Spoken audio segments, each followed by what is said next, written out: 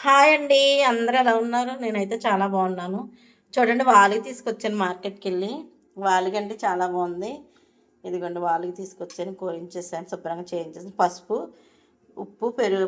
పెరుగు వేసి నానబెట్టుకోవాలండి 2 నిమిషాలు. అంటే శుభ్రంగా తోమేసి కడిగేసిన తర్వాత ఇలా పసుపు వేసి ఇలా 2 నిమిషాలు నానబెట్టుకోవాలండి. నానబెట్టుకుని వాడిదే వేసుకోవాలి. కావాల్సిన పదార్థాలు చూడండి. మసాలా సరుకులు అన్నీ కావాలండి. మిరియాలు ఎక్కువ కావాలండి. జీలకర్ర, ఇలాచి, లవంగాలు అన్నీ కావాలి. చింతపండు నానబెట్టుకోవాలి. ఒక మామిడికాయ అయితే కావాలండి కంపల్సరీ. వాలుగు పులుసుకి మామిడికాయ వేసుకోవాలి. సరిపడా సాల్టు, పసుపు, ఆయిల్, కారం, పచ్చిమిరపకాయలు, ఉల్లిపాయలు, అల్లం వెల్లుల్లి పేస్ట్ కావాలండి. మామిడికాయ అయితే కంపల్సరీ వేయాలండి. మామిడికాయ వేయాలి ప్లస్ చింతపండు వేయాలండి. రెండు కట్టి కాంబినేషన్ ఈ వాలుగు పులుసు చాలా బాగా తయారవుతుందండి. ఇప్పుడు మనం స్టవ్ వెలిగించుకుని బాండీ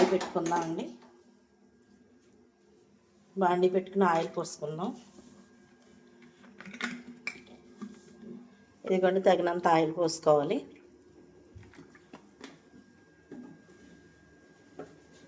కొంచెం వేడెక్కాలండి. ఉల్లిపాయ ముక్కలు వేసుకోవాలండి. ఇది చాలా దోరగా వేగినివ్వాలి. చూడండి ఉల్లిపాయ ముక్కలు ఇలా దోరగా వేగుతున్నాయి కదండి. ఇప్పుడు మనం అన్నీ అల్లం వెల్లుల్లి పేస్టు, మసాలా, గరం మసాలా అన్నీ తయారు చేసిన పేస్ట్ ఇందులో వేయాలండి.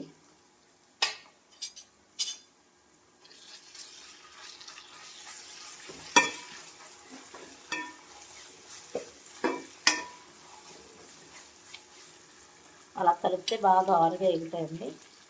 అలా వేగనివ్వాలి. ఇప్పుడు మనం కొంచెం పోసి పెట్టుకున్న కొంచెం పుదీనా వేసుకోవాలండి. బాగా వేగనివ్వాలండి. ఫుల్లు పెట్టేస్తే చక్కగా వేగిపోతాయి.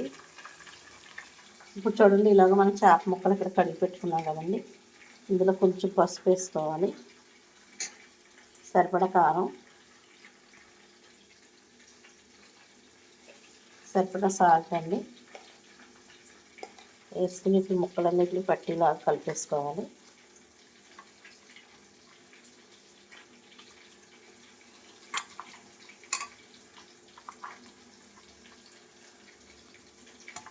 ఎండ ముక్కలు కలిపి ఇలా ఉంచేసుకోవాలండి. ఇది దోరగా వేగనివ్వాలి.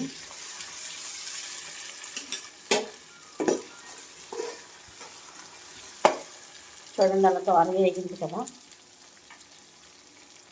ఇప్పుడు మనం ఈ చేప ముక్కలన్నీ ఇందులో పేస్ట్ చేసుకోవాలండి.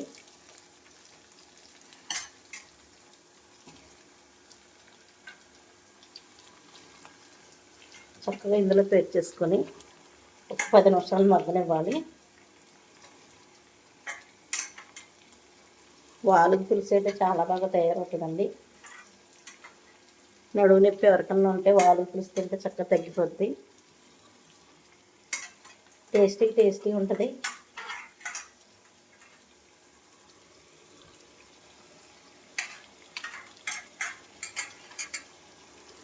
మూత పెట్టేసి 10 నిమిషాలు ఉంచాను. చూడండి ఇదిగో చింతపండు పులుసు ఇలా పిసికేసుకున్నామండి. మామిడికాయ ముక్కలు ఇలా కోసేసాను. పచ్చిమిరపకాయలు ఇలా సీరేసామండి. చూడండి ఇలా చక్కగా మగ్గిపోతుంది. చూస్తుంటే నేను నోరు ఊరిపోతుంది కదా. పచ్చిమిరపకాయ ముక్కలు వేయాలండి. కొంచెం వాటర్ పోయాలి.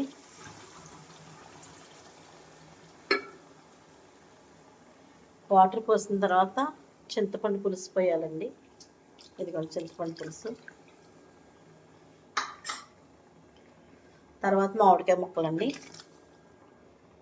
ఇలా పోసేసి ఒక్కసారి కొంచెం కదిపేసి ఒక 15 నిమిషాలు 20 నిమిషాలు ఉంచేయాలండి.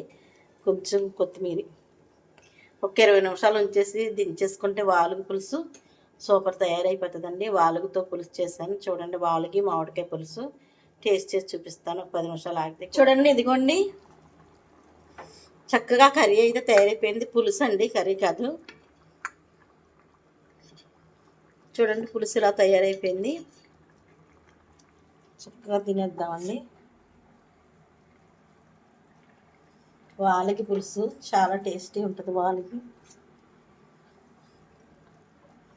మామిడికాయ ముక్కలు వేసుకొని చక్కగా తినొచ్చు.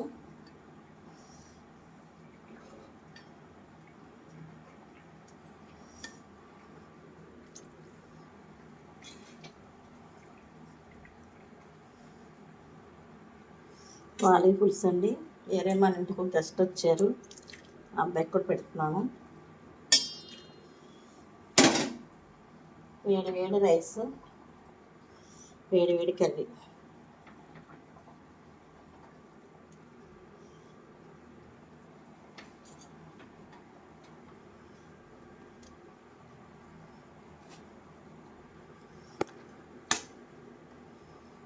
మరి వేడి వేడి పులుసు అయితే కాలిపోదా, మరి టేస్ట్ చెప్పాలి మరి. వావ్, ఎక్సలెంట్, సూపర్గా ఉంది. అన్నీ సరిపోయినాయా? అన్నీ సరిపోయి పులుపు కూడా బాగుంది.